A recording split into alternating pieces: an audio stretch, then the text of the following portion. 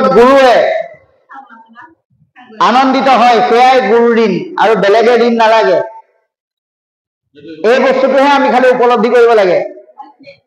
এজন শিক্ষকে দেখুৱাই দিয়া পথটো অনুকৰণ কৰাৰ উপৰিও আমাৰ দীক্ষাগুৰু আমাৰ পৰম গুৰু শ্ৰীমন্ত শংকৰদেৱ তেৰা এই গুৰু সমস্তই দেখুৱাই যোৱা পথক বিচলিত নহয়, উল্টা ফালে নগৈ সেই পথেৰে অনুকৰণ কৰাৰ বিনিময়ত গুৰুৱে যিটো আনন্দ পায় সেয়াই হৈছে গুৰুৰ দক্ষিণা।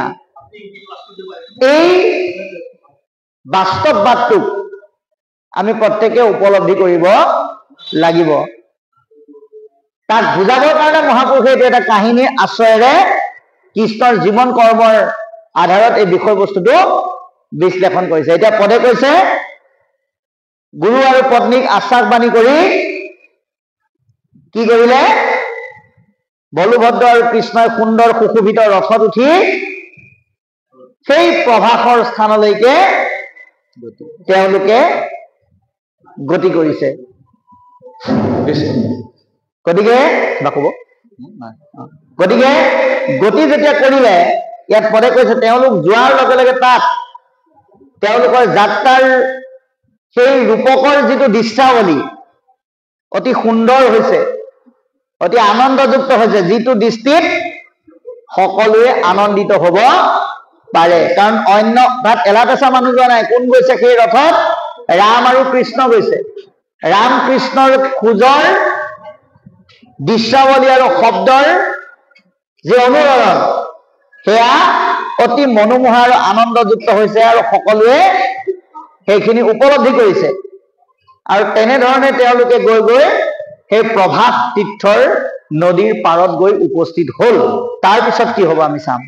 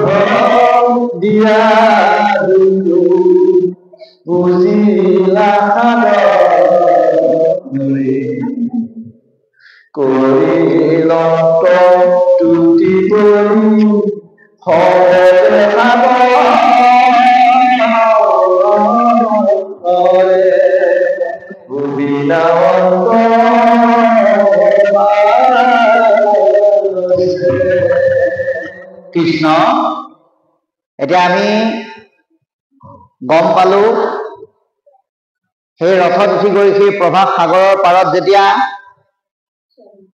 কৃষ্ণ বলুভদ্ৰ উপস্থিত হল, সেই সাগৰত বিভিন্ন জলচৰ জন্তু মাছ কাছ ঘৰিয়ালকে আদি কৰি সেই সমূহে বাস কৰি আছে। এক সুন্দৰ সাগৰৰ উমান আমাক পদবন্ধে দিবলৈ যত্ন কৰিছে। আৰু এটা কথা আপোনালোকে গম পালে, সাগৰে জগতৰ ঈশ্বৰ আহিছে বুলি গম পাই আগবাঢ়ি আহি পাদ্য অৰ্ঘ অশ্ৰমণি কৰি তুতি তৰ্পণ কৰিছে, সেৱা ধৰিছে। এইটো বৰ ডাঙৰ কথা যে এখন সাগৰ, বিশাল সাগৰ, যাৰ পানী আপুনি আমি জুখিব নোৱাৰো, যাৰ গভীৰতা শেষ কৰিব নোৱাৰি, সেই সাগৰে আহি জগতৰ ঈশ্বৰক সেৱা ধৰিছে। কিন্তু আপুনি আমি এতিয়া কি কলি যুগত অকণমান কথা এটা জানিলে বোলে মই ভাগৱত পাঠ কৰিব জানো, ব্যাখ্যা কৰিব জানো, গতিকে মইনো কেলে বাৰু আনক সেৱা কৰিম, মুখে আনে সেৱা কৰিব লাগে। আমি মুখেৰে নকলেও মনত অকণমান সেই ভাৱটো আমাৰ প্ৰকাশ হয়। সেই ভাৱ আমি পৰিহাৰ কৰিব লাগে। 7 দিন ভাগৱত শ্ৰৱণ কৰাৰ পিছত যেতিয়ালৈকে মই একো নহয়, সকলো ভকত ভগৱন্তৰ কৃপা যদি ভবাৰ ভাৱনাটো যেতিয়ালৈকে আমি আনিব নোৱাৰিম, তেতিয়ালৈকে ভাগৱতৰ ৰসে আমাক কৃপা নকৰিব। এখন বিশাল সাগৰে জগতৰ ঈশ্বৰক সেৱা ধৰাৰ পিছত আপোনাক আমাক মানুহে যিমানেই জ্ঞানী বুদ্ধি হওক বুলি নকওক, আমি যেতিয়ালৈকে আমাৰ দাস্য ভাৱনাবিলাক আমাৰ ব্যৱহাৰিক জীৱনত পালন নকৰিম, তেতিয়াহ'লে আমি ভক্তিৰ দিশত সফল হ'ব নোৱাৰিম। ভগৱন্তৰ 24 অৱতাৰৰ অন্যতম অৱতাৰী পুৰুষ ব্যাসদেৱেও সমস্ত শাস্ত্ৰ পুৰাণ বিশ্লেষণ কৰিও নিজক কি বুলি চিনাকি দিলে? মই একোৱেই নাজানো, মই কেৱল কৃষ্ণত অৰ্পণ কৰো, মোৰ তাৰ বাহিৰে একো নাই। গতিকে এতিয়া আপুনি আমি আমাৰ এক সুন্দৰ জীৱন পাবলৈ হলে আমি আমাৰ নিজক দাস্য ভাৱনাৰে নিজক তুচ্ছ কৰি পেলাই চিনাকি দিব লাগিব, আৰু ভগৱন্তৰ সেৱাটো আমি ভকতৰ মাধ্যমেৰে কৰিব লাগিব।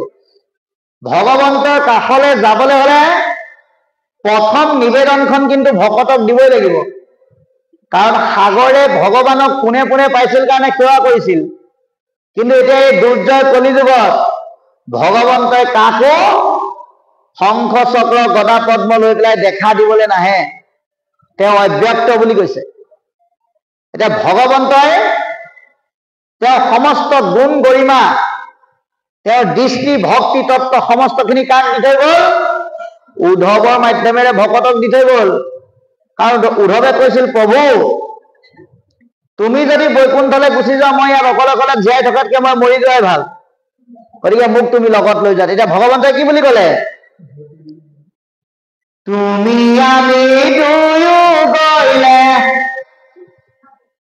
মিলিবে অনৰ্থ, লুপ্ত হইব জ্ঞান ইটো ভকতিৰ পথ, ভকতি কৰাখি তুমি এৰাম ধৰ্মে তিৰিবে লোক, যাবে ধ্ৰুৱতী ভকতি কৰাখি তুমি ৰহি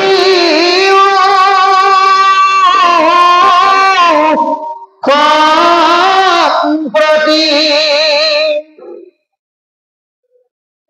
ভগৱন্তই ভকতক উদ্ধৱৰ মাধ্যমেৰে ভক্তি ৰক্ষা কৰিবৰ কাৰণে দায়িত্ব দি থৈ গল। সাগৰে ভগৱন্তক সেৱা কৰাৰ দৰে কলিযুগৰ সেৱকে কাক সেৱা কৰিব লাগিব? ভকতক সেৱা কৰিব লাগিব, সেই একে ভাৱনাৰে। এই বস্তুটো আজি আমাক দেখুৱাই দিছে যে চোৱা, সমস্ত জান জুৰি খাল বিল বিলাক কলৈ যায়? নদীলৈ যায়। বিভিন্ন নদ নদী উপনদী বিলাক কলৈ যায়? বোলে সাগৰলৈ যায়। সকলোকে বুকুত লৈ সাগৰ মহাসাগৰলৈ গতি কৰে, কিন্তু সাগৰ কেতিয়াও অহংকাৰী নহয় যে মোৰ গাতে গোটেই নদী উপনদী বিলাক আছে বুলি। ঠিক তেনেকৈ পৰম পুৰুষ ভগৱন্তই ভক্তিৰ গৰিমা ভকতক দি থৈ যোৱাৰ পিছতো যদি আমি ইজনে সিজনক যদি সেৱাৰ মনোভাৱেৰে নাচাওঁ, তেতিয়াহ'লে ভক্তিৰ আমি সফলতাটো অৰ্জন কৰিব নোৱাৰিম। গতিকে যেতিয়াই সাগৰে ভগৱন্তৰ চৰণত সেৱা কৰি তুতি প্ৰাৰ্থনা জনালে, ভগৱন্তই কৈছে, হে সিন্ধুৰাজ, তোমাৰ ভক্তিত তোমাৰ সেৱাত মই পৰম সন্তুষ্ট হৈছো, কিন্তু তুমি কি কৰা? মোৰ গুৰুৰ পুত্ৰ তোমাৰ বুকুৰ ভিতৰতে লুকাই আছে, তেওঁ সেই গুৰুপুত্ৰক তুমি শীঘ্ৰে আনি মোৰ ওচৰত দিয়া বুলি সাগৰক ভগৱন্তই আহ্বান কৰিলে আৰু লগে লগে সাগৰে ভগৱন্তৰ চৰণলৈ লক্ষ্য কৰি কান্দি কান্দি কিছু কথা কবলৈ লাগিলে। এতিয়া কি কব আমি পাঠৰ যোগেদি গম লওঁ। কৃষ্ণ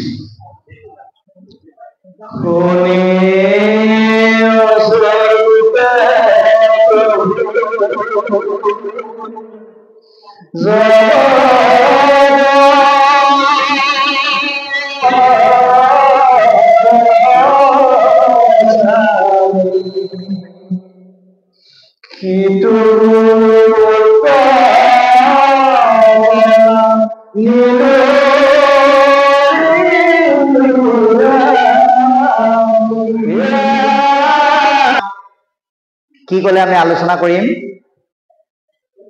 যে সাগৰে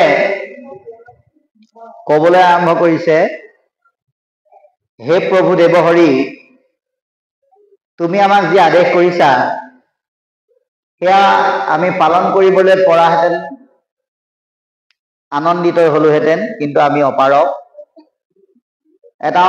এটা মহাপ্ৰবল প্ৰতাপী দৈত্যই সেই গুৰুৰ পুত্ৰক হৰণ কৰি মোৰেই বুকুত আশ্ৰয় লৈ আছে। তাক হত্যা কৰাটো ইমান সহজ নহয়। আৰু তোমাকনো কি কম, তুমি সকলোৰে অন্তৰৰ কথা জানা, সেইকাৰণেই তুমি অন্তৰ্যামী। তথাপিতো তোমাৰ বাক্যৰ অন্তৰালত নিহিত হৈ থকা মহা গভীৰ সাৰময় তত্ত্ব উপলব্ধি কৰি তোমাৰেই এক অংশ হিচাপে আমি মাত্ৰ তোমাক এইটো অৱগত কৰাব লাগে কাৰণেহে কৰাইছো।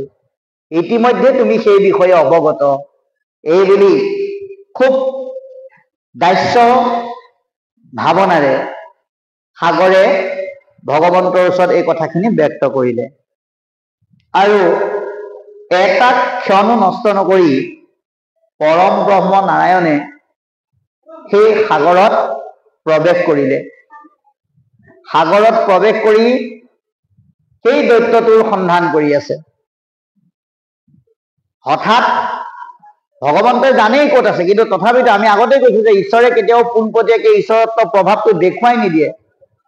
গতানুগতিক মানৱ বা মানুহৰ চিৰাচৰিত কৰ্মৰ কিছু কৰ্মাৱলীও তেওঁ পালন কৰে, তাৰপিছত কৰ্মৰ দ্বাৰাহে তেওঁ জগতৰ ঈশ্বৰ বুলি প্ৰমাণ কৰে। গতিকে কিছু সময়ৰ পিছত সেই দৈত্যটোক তেওঁ দেখা পালে আৰু দৈত্যটোৱে কৃষ্ণক দেখাৰ লগে লগে পলাবলৈ আৰম্ভ কৰিছে। উদাহৰণটো দিছে কি বুলি, যে এটা দুৰ্বল জন্তুৱে হিংস্ৰ জন্তুক দেখিলে যেনেকে সিংহক দেখিলে কুকুৰ পলায়, কৃষ্ণক দেখাৰ লগে লগে দৈত্যটোৱে কৃষ্ণৰ মানত দৈত্য পতংগ পৰাই বুলি কৈছে। সামান্য পোক যেনেকৈ সাপ বেঙৰ ওচৰত শংকিত হৈ যায়, ঠিক তেনেকৈ পলাবলৈ আৰম্ভ কৰিছে। কৃষ্ণও খেদি খেদি খেদি খেদি গৈ সেই অসুৰটোক ধৰিলে। এনেকুৱাকে ধৰিলে কৃষ্ণৰ হাতৰ স্পৰ্শৰ চেপাত অসুৰটোৰ দেহৰ পৰা ৰুধিৰ ওলাইছে বুলি কৈছে, তেজ। গতিকে তেনেকৈ কৃষ্ণই এই অসুৰটোক দমন কৰিছে। গতিকে ভগৱন্তই পৃথিৱীলৈ অহাৰ কাৰণবিলাকৰ ভিতৰত তেওঁ পৃথিৱীলৈ অহাৰ কাৰণ 4টা: অধৰ্ম বিনাশ, ধৰ্ম স্থাপন, সন্তক পালন আৰু দুষ্টক দমন। এই 4 নম্বৰৰ এই দুষ্টক দমন কৰাৰ কাৰ্যটো এই সাগৰত পোৱা অসুৰটোক নিধনৰ যোগেদিও দেখুৱাবলৈ যত্ন কৰিছে। দুষ্ট দৈত্যক দমন কৰি দেহবিলাক নিঃশেষ কৰি আত্মাবিলাকক তেওঁৰ আত্মাৰ মাজলৈ লৈ আনিছে। ঈশ্বৰৰ হাতত মৃত্যু হোৱা সকল কেতিয়াও অধোগতি নাযায়। প্ৰমাণ পুতনা। আপোনালোকে জানে, ও বিষময় স্তন দিবে আকিলা সম্পত্তি তথাপিতো তাই কদিলা জননীৰ গতি। পুতনাই দিবলৈ আহিছিলে বিষময় স্তন, কিন্তু কৃষ্ণই কি দিলে? মাতৃৰ গতি প্ৰদান কৰিলে। গতিকে কৃষ্ণৰ হাতত যাৰ নিধন হয় সেয়া মৃত্যু নহয়, সেয়া গতি পায়। সেই অসুৰটো কৰ্ম বিপাকৰ পৰা তেওঁ মুক্ত কৰি পুনৰ তেওঁ আকৌ ৰথত উঠি গতি কৰিলে, সেই সাগৰ পাৰ হৈ অতিক্ৰম কৰিলে আৰু গৈ গৈ গৈ গৈ ক'ত পালেগে? এতিয়া যম ৰজাৰ এখন নগৰ, যিখনৰ নাম কি বুলি ক'লে? সংযমনীপুৰী। সংযমনীপুৰীত তেওঁ প্ৰৱেশ কৰিলে। সেইখন যম ৰজাৰ এখন নগৰ আছিল।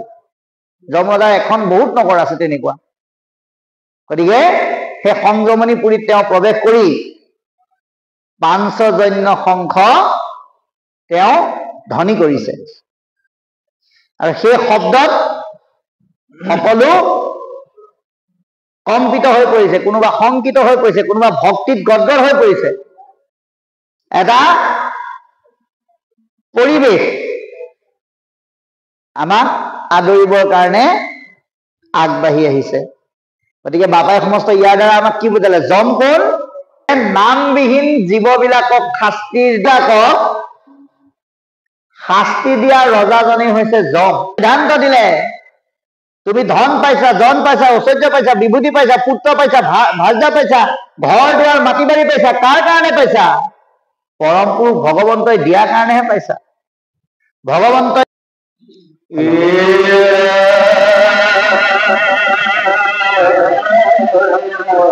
হেল্ল' কৃষ্ণ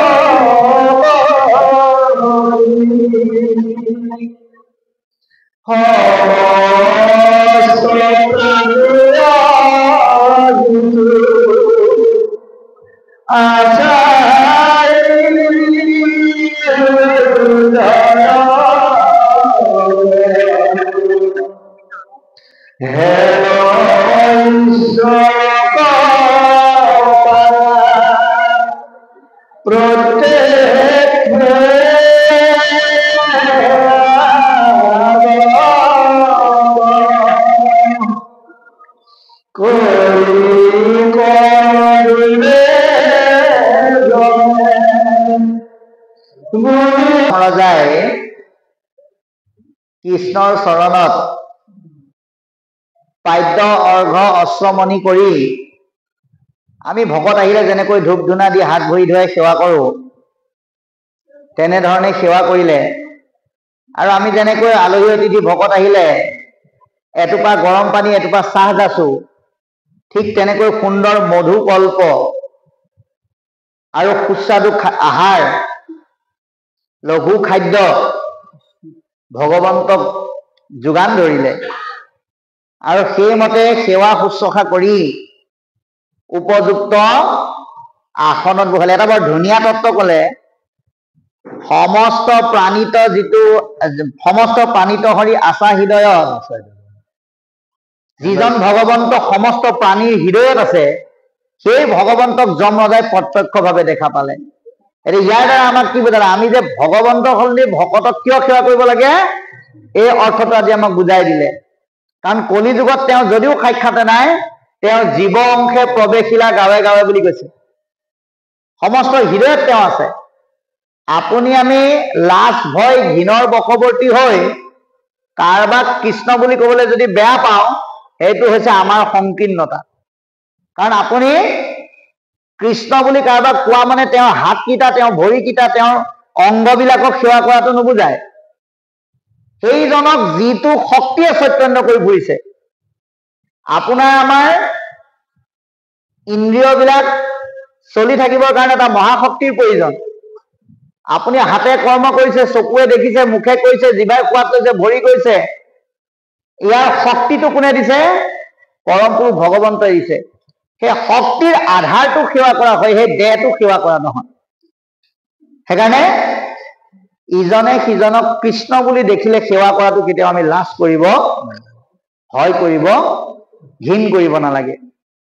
কাৰণ তেওঁ সমস্ত প্ৰাণীতে আছো বুলি কৈছে। কলি যুগত মই বেলেগত নাই, শব্দময় মূৰ্তিৰূপে ভাগৱতত আছো, আৰু কি কৰিছো? চৈতন্য ৰূপে মই জীৱবিলাকৰ অংশে নানান ক্ৰিয়া কৰ্ম কৰি লীলা কৰ্ম কৰি আছো। সেইকাৰণে চাব, কোনো এটা প্ৰাণী কোনো এটা প্ৰাণীৰ লগত নিমিলে। কোনো এজন মানুহৰ ৰং হুবহু আন এজনৰ লগত নিমিলে। বিবিধ কলেবৰ সৃষ্টি কৰিছে। এটা শৰীৰো আত্মা শৰীৰৰ লগত নিমিলে। আনকি আপোনাৰ নিজৰ বুঢ়া আঙুলিৰ চাপটো আন এজনৰ লগত নিমিলে। ভাবক কিমান অপূৰ্ব সৃষ্টি। সেই সৃষ্টিৰ মাধ্যমেৰে পৰম পুৰুষ ভগৱন্ত সকলোৰে হৃদয়ত যিহেতু আছে, সেইকাৰণে আমি সকলোকে কৃষ্ণৰ মান্যতাৰে সেৱা কৰিব লাগে। এতিয়া যমৰাজাই কৃষ্ণক এনেধৰণে সেৱা প্ৰকাশ কৰি, ভক্তিৰ আনন্দ প্ৰকাশ কৰি কোৱা কথাখিনিৰ 1 নম্বৰ কথাটোৱে আমাৰ আটাইতকৈ প্ৰয়োজনীয় কথা। কি বুলি কৈছে? যে হে প্ৰভু, আজি তোমাক দৰ্শন পাই পেলাই মই পৰম আনন্দিত হৈছো, আৰু মই মুক্তি পালো বুলি ভাবিছো বুলি কৈছে। কৃষ্ণক দেখিলেই মুকুতি হৈ যায়, কিন্তু একান্ত ভকতে কেতিয়াও মুক্তি নিবিচাৰে। মহাপুৰুষ মাধৱদেৱে ঘোষা লিখোতেই কৈ গ'ল, সেইজন ভকতৰ যোগেদিহে মই মুকুতিৰ ৰসযুক্ত কথাবিলাক কৰিম। কাৰ যোগেদি? মুক্তিৰ প্ৰতি কোনো আশা নাই, সেইজনৰ যোগেদিহে। গতিকে তেনেস্থলত তোমাক দেখা পাই আজি মই মুকুতি পালো বুলি ইয়াৰ অৰ্থটো হ'ল, ভকতে মুকুতি নিবিচাৰে, কিন্তু ভয় কৰে। 3য় স্কন্ধত কৈছে, মোৰ সেৱা বিনে আক কদাপি বৈষ্ণৱে মই যাচি দেও যদি তথাপি নলৱে। মোৰ সেৱাৰ বাহিৰে মোৰ ভকতে মই মুকুতি যাচি দিওঁ যদিও নলয়, কিন্তু তথাপিতো মই ভকতক মুকুতি দিওঁ। এতিয়া যমে ভগৱন্ত দৰ্শনত মুকুতিটো নিবিচৰাকে পাই গ'ল। এতিয়া আপোনালোকৰ প্ৰশ্ন আহিব, যমে বাৰু ভগৱন্তক লগ পাই মুকুতি পালে, আমি পাম নে নাপাম? আমিও মুকুতি পাম। আমি মুকুতি পাবৰ কাৰণে যমে দেখা দৃষ্টিভংগীটো আমি পৰিৱৰ্তন কৰিব লাগিব। আমি কি কৰিব লাগিব? হৰিময় দেখে যিটো সমস্ত জগত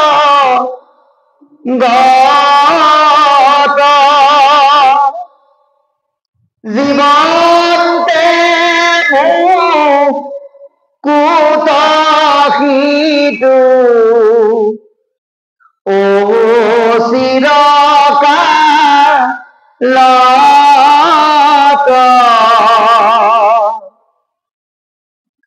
7 দিন 7 ৰাতি ভাগৱত শুনাৰ পিছত সামান্য কথাতে কাজিয়া লগা ওচৰ চুবুৰীয়াজনক যদি দেখা পায় 7 দিন ভাগৱতৰ পিছত কৃষ্ণ বাপ বুলি ক'ব নোৱাৰো।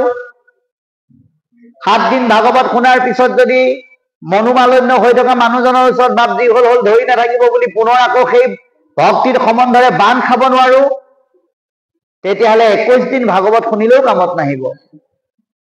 গতিকে সকলোকে হৰি ভকতক হৰিময় দেখিবৰ কাৰণে আমি যত্ন কৰিব লাগিব, তাৰ মাজত ঈশ্বৰৰ অস্তিত্বক আমি উপলব্ধি কৰিব লাগিব। তেতিয়া মুক্তি পাবৰ কাৰণে আমি মৰাৰ সময়লৈ বাট চাব নালাগে। মৰা মানেই মুক্তি নহয়, কাৰণ নাৰদে জীৱন্ত অৱস্থাত মুক্ত হৈছে। ভকতেও ইচ্ছা কৰিলে জীৱন্ত অৱস্থাত মুক্তি অৰ্জন কৰিব পাৰে। তাৰ কাৰণে সেই সাধনাটো আজি ভাগৱতে দি থৈ যোৱা সেই ভক্তিময় সাধনা আমি অনুকৰণ কৰিবৰ কাৰণে যত্ন কৰিব লাগিব। ইয়াৰ পিছত আৰু জমে কি ক'ব আমি চাওঁচোন আহক। কৃষ্ণ ৰাম ৰাম ৰাম ৰাম ৰাম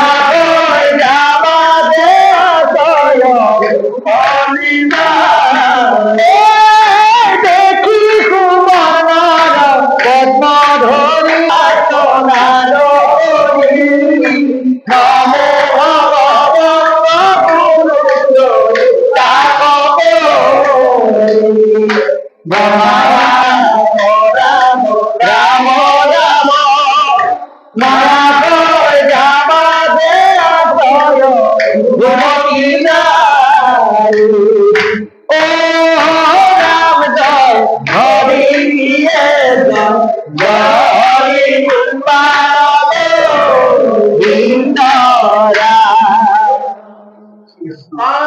গতিকে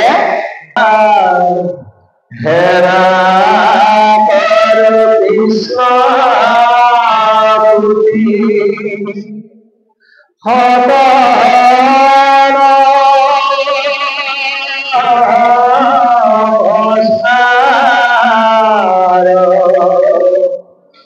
জয়তে তৈতে জন্ম মিলে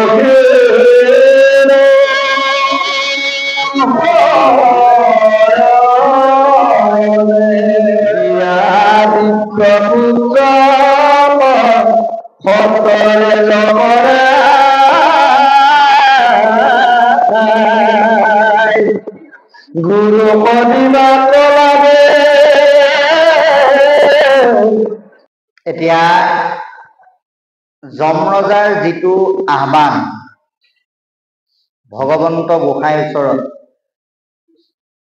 সেই আহ্বানটো কিন্তু আজি আমাৰো হ'ব লাগিব যে আপুনি আমি অতি উচ্চ কুলত জন্মগ্ৰহণ কৰিলে আমি অহংকাৰ কৰিব নালাগিব আৰু অতি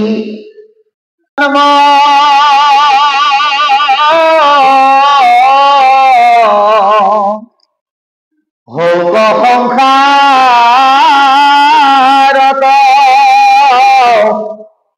তৰুণ স্বৰূপ চিত তোৱা চৰণ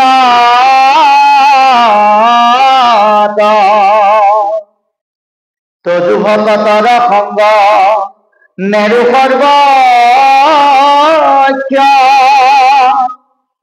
এতেকে প্ৰাৰ্থনা মাগো তোমাৰ চৰণ। এইটো হল মনোভাৱ যে আমি